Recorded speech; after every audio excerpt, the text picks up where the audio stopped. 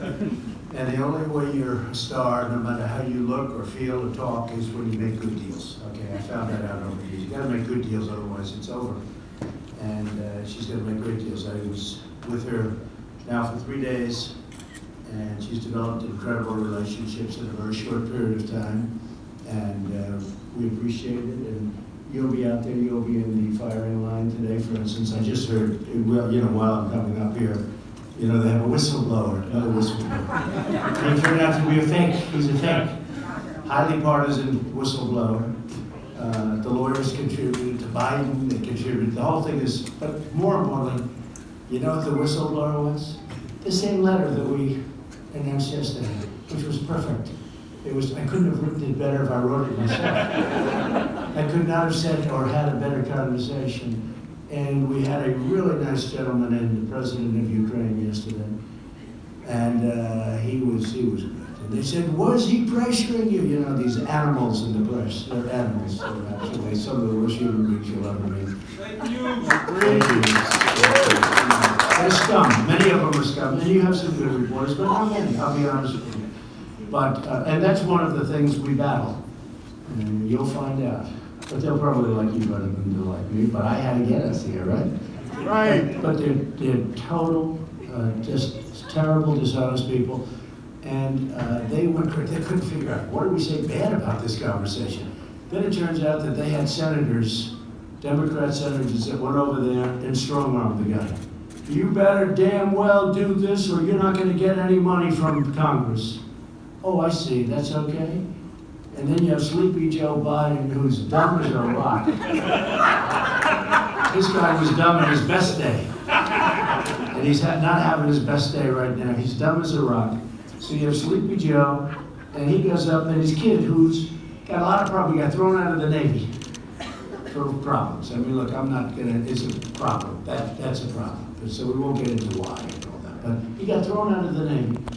And now this kid goes into Ukraine, walks away with millions of dollars, and he becomes a consultant for $50,000 a month. And he doesn't know anything compared to anybody in this room, okay? He's a stiff. He knows nothing. He's walking away with 50,000, or as you would say in the old days, 50K a month. Right? Not bad. Not bad. Would anybody else in this room like to represent the Ukraine for 50,000? That's on top. You got the job. That's on top of hundreds of thousands and millions of dollars. But that's not the best one. The best one is China. This came up. So now he goes to China, and I was with the head of Blackstone, which is the big deal, Steve Schwarzman. I said, Steve, is that possible? No. Why? Who got that? Who did that? I said, Biden's son. Oh, well then, he says, maybe I should get involved. If it was very political, right? I say, Steve, what happens when you come off a vice presidential plane, it's called Air Force Two, your father's with you, you walk into a room in China, and they give you a fund of $1.5 billion, you make hundreds of thousands of dollars and millions of dollars off that. And that's probably not all they gave them plenty more, I'm sure. We might never find out. And then they talk about me and I didn't do anything. I don't know if I'm the most innocent person in the world.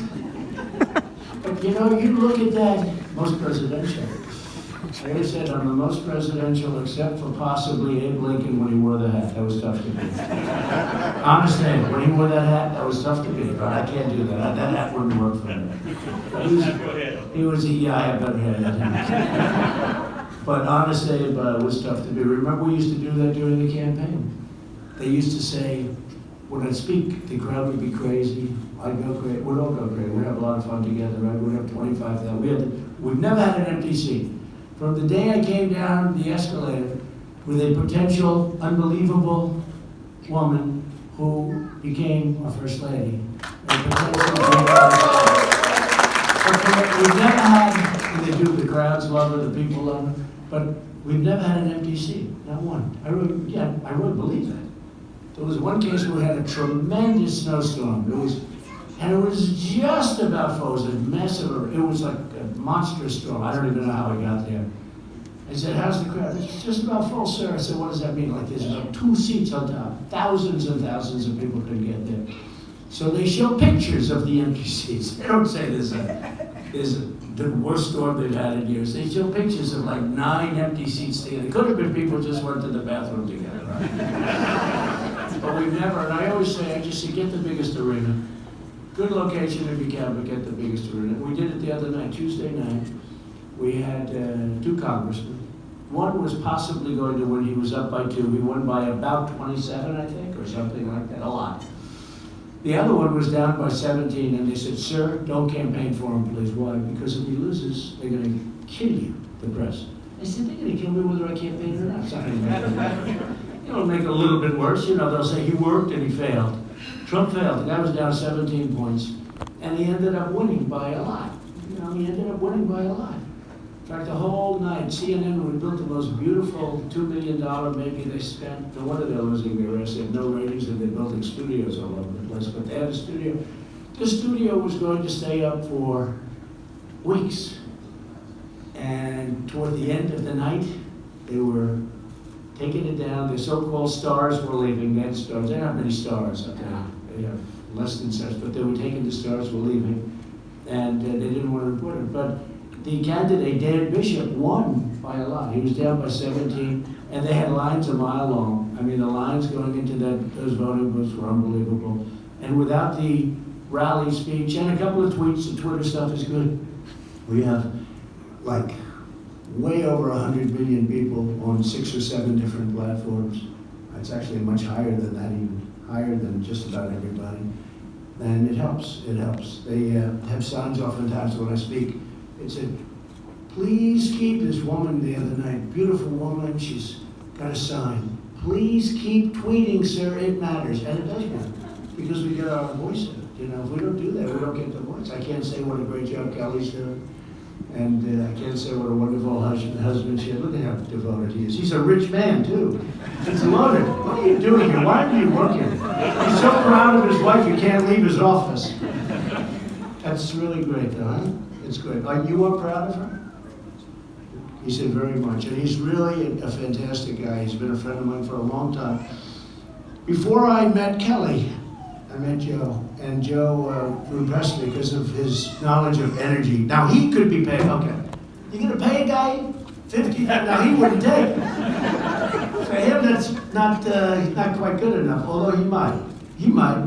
It's easy money, Joe, you have to say, right? But he would be an expert on energy. He'd be a real expert, and he would be somebody that you spare a lot of money to, but not Biden's son. So the whistleblower came out and said nothing. Said a couple of people told me he had a conversation with Ukraine. We're in a war. These people are sick. They're sick. And nobody's called it out like I do. I don't understand. People are afraid to call it out. They're afraid to say that the press is crooked. We have a crooked press. We have a dishonest media. So now they're devastated, but they'll always find something. I'm sure there'll be something they'll find in this report that will suit their eye. But basically, that person never saw the report, never saw the call, meaning never saw the call, heard something, and decided that he or she, whoever the hell it is, sort of like almost a spy. I want to know who's the person that gave the whistleblower, who's the person that gave the whistleblower the information? Because that's close to a spy. You know what we used to do in the old days when we were smart, right? With spies and treason, right? We used to handle it a little differently than we do now. Now you have guys like little Adam Schiff defending you. Little Adam. He says, that's all right. That name's stuck. Now he's got a neck, it's about this big, and he's got shirts that are too big because you can't buy shirts that small. He was never a coal miner, Joe, let's put it that way. I don't think he worked in the mines, do you think? I don't think so. These miners come out, we love our miners, so they come out, they have hands on them, they shake, I love you, sir, I love you, sir. But we gave them back their jobs. They were dead. And Hillary came in just before West Virginia, says, no, we want the miners, we're going to retrain them. And they'll be doing. Can you imagine a miner with, massive arms, shoulders, they love what they're doing, sticking in a line, little tiny widgets. They're putting little tiny computer parts together. This big, strong, and they don't want to be doing that. And I said to them, it's the only time they ever got angry at me, I said to them, fellas, is there any truth? Supposing we take you out of that business and we do retrain you and you go into technology, okay? They almost threw up all over the place. And it's a funny thing, you know, to me I call it dangerous and rough stuff, but it's become much safer. In Australia now they have no black lung disease. They've really got all of that dust out of there. They've done a fantastic job. We're copying that system. We give credit where credit is due. But it's incredible. But you know, they were talking about retraining these guys. By the way, I was thinking about it too. I'd walk in and I look at these big rough guys. I said, no, they don't want to do that. And I said, well, would you want that? Would you want any retraining? And the one guy looks at me and says, sir, my great-grandfather was a miner. My grandfather, my father, and I'm a miner, and we love our life. We want to dig coal. That's what we want to do, sir. We don't want anything else. We want to just dig coal. It's true. You couldn't, if I said, I'm going to give you an apartment on Fifth Avenue, you come with me, you're going to have a great time in New York, they would say, no, thank you. It's just the way it is, you know. That's their life. That's what they want. They love it. They don't want to do anything different, and I understand it. I'm the only fool that decided to do something. I had a great life. And then I said, let's run for president and straighten this country out. And we've been hit harder than anybody in history. Good job.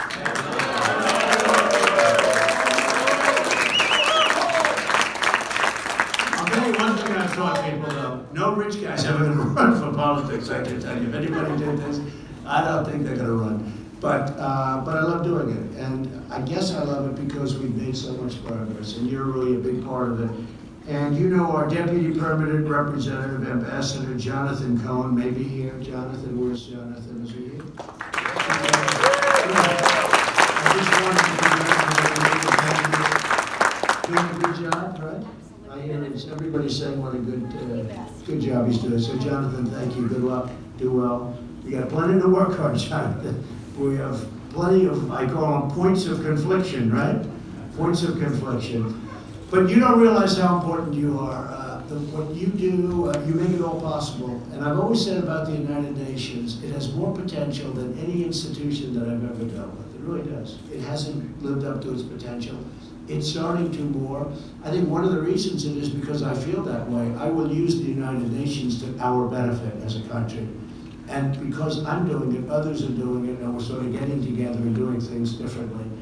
And Nikki did a great job, and Kelly's going to do a great job. And it's very important. This position is so important. So important. It's another thing that I think was underrated, that the importance of your position. I think it was very underrated. But you have the right person in that position. But the United Nations is going to finally live up to its potential. It's really got something. And I like your Secretary General. He's really working hard. He's always on the ball. He's always there if you need him. I really like him. So I think he has, I think he has the stuff, the right stuff, as they'd say, right? You know, as they said in a couple of very good movies. But I just came over this morning. I wanted to thank you. I wanted to congratulate you. I wanted to congratulate Jonathan and Kelly. And I didn't know Joe was going to be here, but I'm happy to see you, Joe.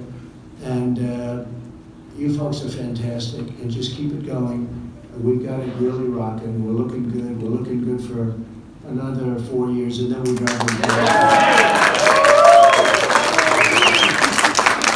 And what I'll say is I have a certain group of reporters, and I say, we're looking good for another 4 years, and then if we want to, another 4, maybe another 5. And they go crazy. Just watch out, Bill Maher. He goes and looks at somebody like that. He goes, you know he's going to win, don't you? To some idiot that he's interviewing. He says, you know he's going to win. No, I think we can. You know he's going to win. And you know he's not leaving, don't you? The guy's going, what do you mean? He's not leaving. He's not leaving after. And I thought he was kidding. He's been serious. So, did anybody ever see the Time magazine? Well, we have it 2020, 2024, 2028, 2032. In other words, we do that to drive them freaking crazy. So, I just want to thank you. Congratulations to Kelly and Jonathan and everybody in this room. You make it work, and it's so important. And it's called world peace, and we got to have it. We'll have it. We're going to have it. We have a lot of good things going, tremendous things. Problems with India and Pakistan, big. Problems with North Korea, we're doing all right. We have a pretty good relationship going there. I'll tell you, we have a good relationship going. But we have a lot of great things going, and you make it possible. Thank you very much, everybody.